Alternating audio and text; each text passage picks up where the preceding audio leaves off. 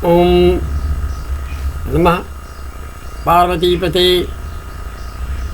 ओम शांतां शाश्वतमप्रमेयमर्घं निर्वाणशान्तिप्रदं ब्रह्मा सम्मुफलिन्द्रमनिशं वेदान्तवेद्यं विभुं रामाख्यं जगदीश्वरं सुरपतिं सुरवरं मायामनुष्यं हरिं वन्देऽहं करुणाकरं रघुवरं। ओम शांति शांति शांति। आज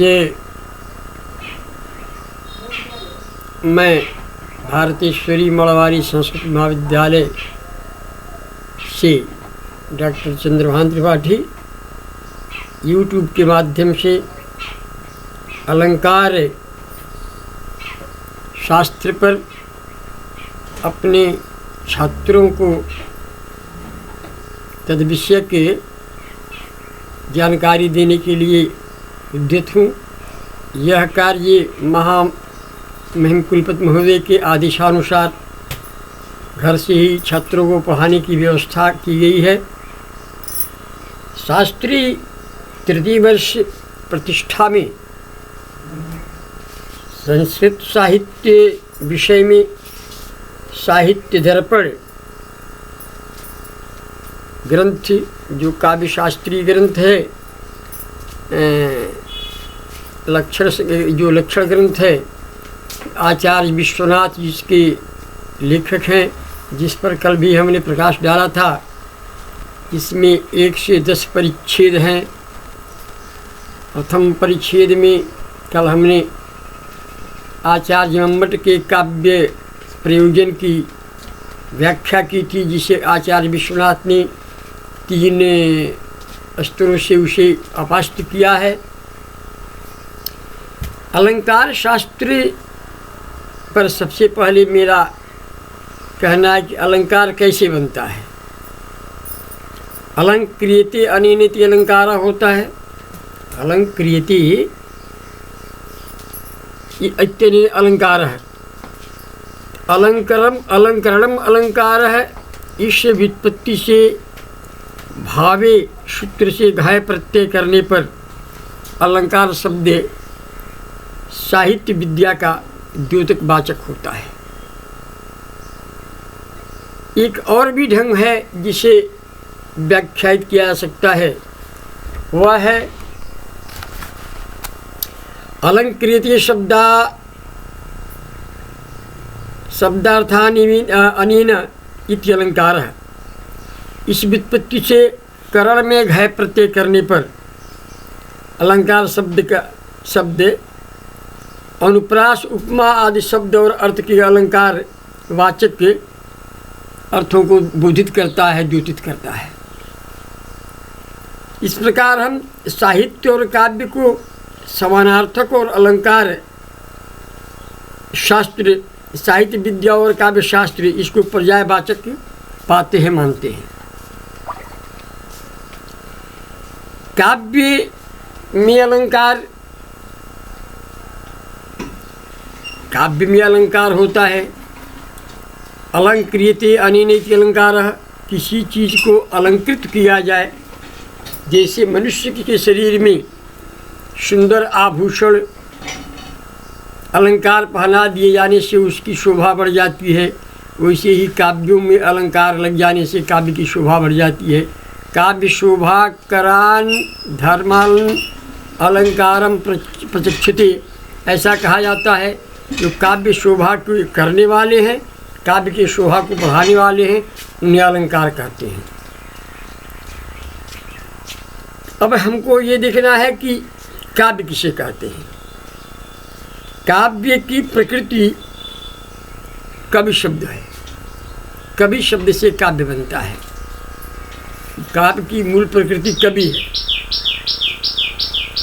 यह अदादिगणस्थ कुशब्द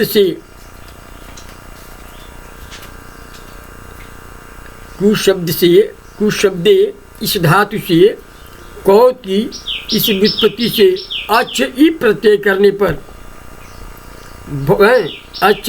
करने पर ये काव्य शब्द की निष्पत्ति होती है, व्युत्पत्ति होती है, काव्य शब्द बनता है। कुएं शब्द इस धातु से भी कवि शब्द, भवादिगण से कुएं शब्द इस धातु से कवि पद की निष्पन्न होता है। कवि भाव कर्म है, जो कवि का भाव कर्म है उसे ही काव्य कहते हैं, ऐसा भी कहा जाता है। जो कवि का भाव है वह जो है वही शब्द है, वही काव्य है। कवि के भाव को ही काव्य कहते हैं, ऐसा भी कहा जाता है। काव्य के विषय में अनेकों अलंकारिकों ने, अनेकों समीक्षकों ने काव्य की अपने अपने ढंग से परिभाषा की है। जो दिग्मात्र उसका थोड़ा सा मैं इस पर प्रकाश डालना चाहता हूँ। सबसे पहले पुराणों के रचयिता,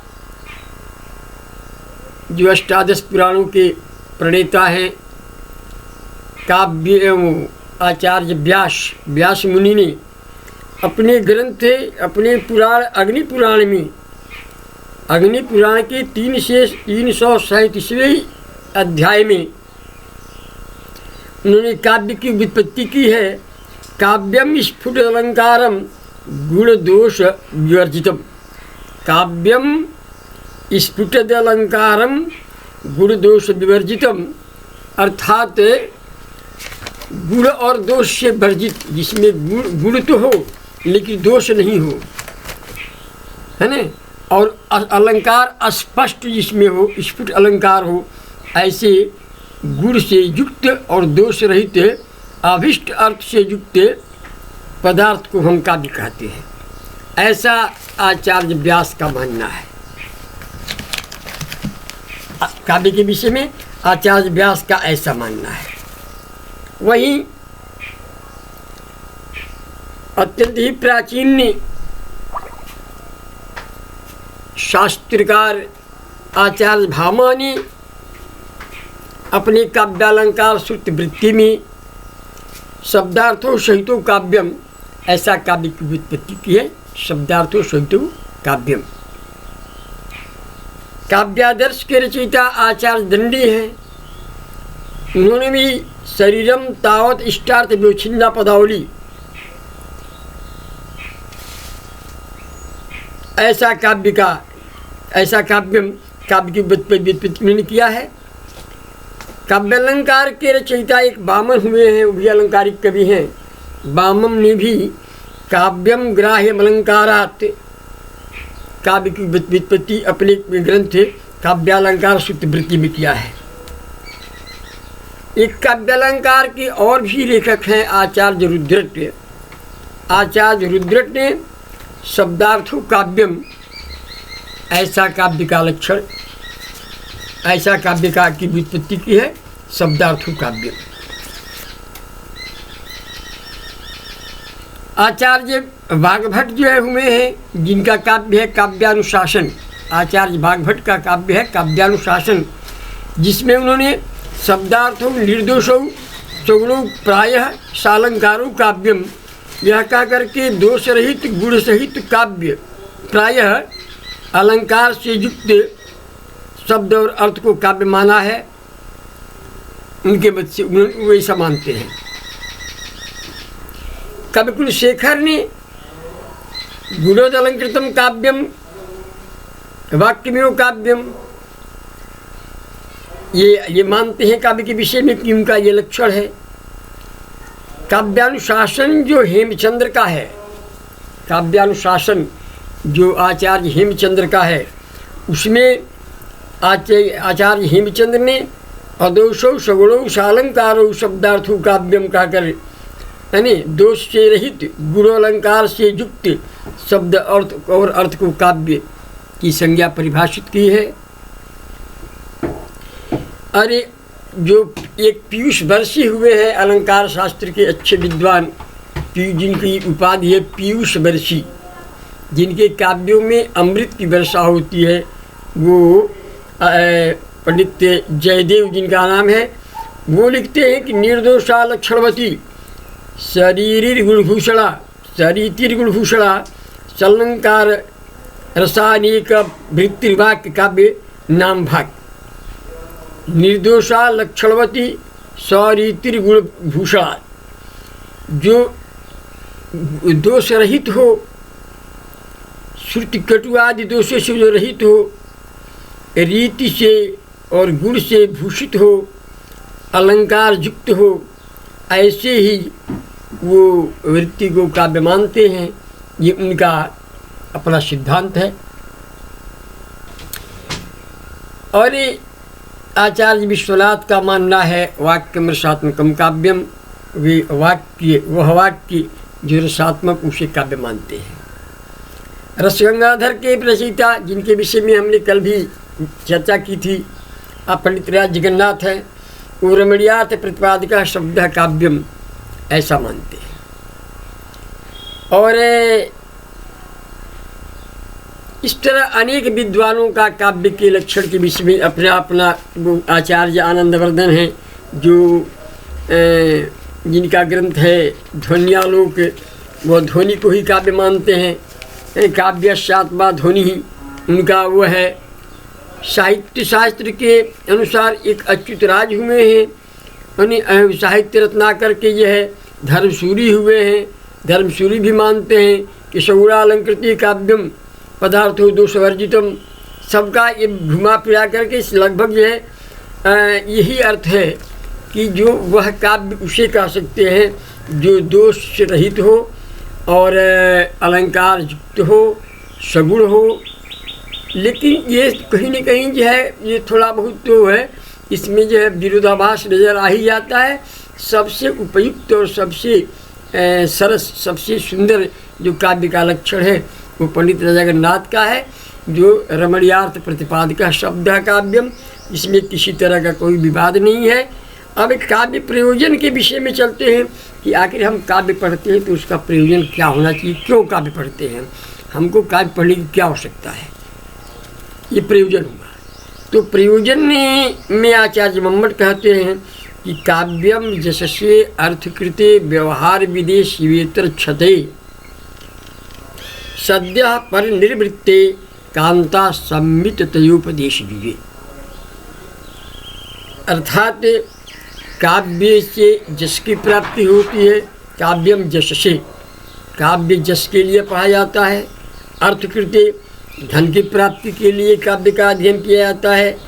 व्यवहार विदे, यानी व्यवहार ज्ञान के लिए भी काव्य का अध्ययन किया जाता है। व्यवहार किसे कहते हैं भाई? अत रामादिवत प्रवर्तितव्यम न रावणादिवत। परदारा हरण, सज्जन संतरण प्रभृति काव्यों को छोड़ करके रामादिवत प्रवर्तितव्यम, माता पिता की सेवा, बंधुजनों का आदर, सबका सम्मान, आदर्श की स्थापना, ये सब काव्य से हमको सीखने को मिलता है। इसीलिए काव्य कहता है कि रामादिवत प्रवर्तितव्यम न रावणादिवत, इसी को कहते हैं व्यवहार विधि। शिवेतर क्षते, शिव मंत्र का अर्थ होता है कल्याण, शिव का अर्थ होता है कल्याण। उससे इतर अलग जो अमंगल है, इस अमंगल की नाश के लिए भी हम काव्य का अध्ययन करते हैं। इसे मान लीजिए किसी का कोई ग्रह अलग प्रतिकूल है तो उसमें जो है हम महामृत्युंजय का जप करके, है ना, त्र्यंबकम जज्जामहे सुगंधिम पुष्टिवर्धनम गुरुवारिकम बंधनान मृत्युर्मुक्षीयमामृतात्, ऐसा जप करके, या भगवती दुर्गा का दुर्गा सप्तशती का पाठ करके सर्वमंगल मांगल्ये शिवे सर्वार्थसाधिके शरण्ये त्र्यंबके गौरी नारायणी नमस्ते सर्वाबाधा प्रशमनम सर्वाबाधा विनिर्मुक्तो धनधान्य सुदानितः मनुष्यो मत प्रसादेन भविष्यति संशयः। इस तरह भगवती की आराधना करके या हनुमान जी की आराधना करके, हनुमान जी का पाठ करके, तो शिव से जो इतर अमंगल है उस अमंगल के नाश के लिए, क्षति बने नाश के लिए, उसकी निवृत्ति के लिए भी हमें काव्य का अध्ययन करना पड़ता है, श्रेयस्कर होता है। और सद्य पर निवृत्ति, और काव्य जो है तत्क्षण सुनने या देखने के अंतर ही वो अपनी तरफ मन को मनुष्य को आकृष्ट कर लेता है, तद्वत आचरण करने के लिए बाध्य कर देता है। और काव्य की सबसे बड़ी परिभाषा होती है कि वो कांता सम्मित तयोपदेश, जैसे कुपथ पथ प्रवृत्त पति को कामदामनी स्त्री सुपथ पथ प्रवृत्त करती है, सुंदर सुंदर उपदेश दे करके कि ऐसा कीजिए, ऐसा मत कीजिए, ऐसा करने से अमंगल है, ऐसे करने से हानि है, ऐसा करने से राम के समान आचरण कीजिए, राम वर्ण के समान आचरण कीजिए। तो ये कांता के समान, स्त्री के समान भी एक सुंदर उपदेश का भी माध्यम काव्य होता है, ऐसा आचार्य मम्मट का मानना है। वही साहित्य दर्पणकार कविराज विश्वनाथ जी का काव्य के प्रयोजन के विषय में लिखते हैं कि चतुर्वर्ग फल प्राप्ति सुखादल्पधियामपि काव्यादेव जतस्थेन तत्स्वरूपम तत्स्वरूप निरूप्यते। आचार्य विश्वनाथ का भी मानना वही है, चतुर्वर्ग फल प्राप्ति, काव्य के अध्ययन से धर्म अर्थ काम मोक्ष चतुर्वर्ग कहते हैं। चतुर्वर्ग होता है धर्मार्थ काम मोक्ष, धर्म अर्थ काम और मोक्ष की प्राप्ति होती है, चतुर्वर्ग फल की प्राप्ति होती है काव्य के अध्ययन से, और सुखात सुखपूर्वक होती है, और अल्पधियामपि कम बुद्धि वाले को भी काव्य के माध्यम से चतुर्वर्ग फल की प्राप्ति हो जाती है। इसे रमन्ते जोगिनो यस्मिन् शैव रामः की व्याख्या पहले की गई है। पहले जो है चतुर्वर्ग फल प्राप्ति के लिए घोर तपस्या करनी पड़ती थी, घोर प्रयत्न करना पड़ता था, पर्वतों में तपस्या करनी पड़ती थी, हैं। इस तरह से अब यह है काव्य के माध्यम से सुखपूर्वक ही अल्प बुद्धि वाले को भी यह है वो चतुर्वर्ग फल की प्राप्ति हो जाती है। तो कहता है कि ये मान लीजिए पहले से चतुर्वर्ग फल की प्राप्ति हुआ करती थी किसी न किसी माध्यम से, तो फिर चतुर्वर्ग फल प्राप्ति के लिए सुखात क्यों कहा? तो कहते हैं कि देखिए जैसे मान लीजिए किसी को ज्वर हो जाए, बुखार हो जाए, और उसको जो है नीम के छाला को पीस करके पिलाया जाए तो बुखार उतर जाएगा, और उसी बुखार के लिए किसी को मिश्री का शरबत बना कर ये है पुदीना के साथ पिलाया जाए तो उसी बुखार जाएगा। तो कौन ऐसा व्यक्ति नहीं होगा जो नीम के छाला को छोड़ करके मिश्री का शरबत पीना चाहेगा? वही सुखात का अर्थ हुआ कि कल्प अल्प बुद्धि वाले को भी चतुर्वर्ग फल की प्राप्ति हो जाया करती है। ये काव्य का प्रयोजन है। काव्यादेव जतस्तेन तत्स्वरूपम निरूप्यते, इसीलिए काव्य के स्वरूप का निरूपण करते हैं, ऐसा आचार्य विश्वनाथ का मानना है। अब जो है आचार्य विश्वनाथ, जो कल मैं उस पर अपनी बात कह रहा था कि आचार्य विश्वनाथ थे साहित्य दर्पण में जो उन्होंने रस की व्युत्पत्ति की है तृतीय परिच्छेद में कि श्रृंगार हास्य करुण रौद्र भयानका विभत्स अद्भुत इत्यष्टो रसा स्मृता, श्रृंगार हास्य करुण रौद्र भयानक और विभत्स और अद्भुत, इस तरह 8 रस के स्वरूप हुए। और बाद में जो है वो शांतोपी नवमो रस, शांत भी एक नौवा रस है, और यह है बात्सल्य दशमो रस, बात्सल्य 10वां रस है। तो इसके पहले उन्होंने जो है रस की उत्पत्ति के विषय में एक बड़ी सुंदर बात कही है। आचार्य विश्वनाथ के पहले आचार्य मम्मट ने भी इस पर अपना प्रकाश डाला है, और वो कहते हैं कि विभावे नानुभावे न व्यक्तिचारिणस्तथा रस्तामितिरत्यादि अस्थायी भाव सचेतसम। आचार्य विश्वनाथ का कहना है कि रस क्या है? विभावे नानुभावे न, आचार्य विश्वनाथ कहते हैं। आचार्य मम्मट का कहना है कि विभावानुभाव व्यभिचारी संयोगात रस निष्पत्ति। आचार्य मम्मट का कहना है कि विभावानुभाव व्यभिचारी संयोगात रस निष्पत्ति, विभाव अनुभाव और संचरी भाव के माध्यम से रस की निष्पत्ति होती है। उसी को जो आचार्य विश्वनाथ कहते हैं कि विभावे नानुभावे न व्यक्त संचारिणास तथा रस्ता में इत्यादि स्थायी भाव सचेतम, है ना, जिसको आचार्य मम्मट ने एक और ढंग से परिभाषित किया है। मुकारला नित्य कार्याणी सहकारिणी जारी च इत्यादि स्थायी लोके तारी चिन्नाट्य काव्यो विभावानुभावाश्च कथ्यन्ते व्यभिचारिणा इत्यादि।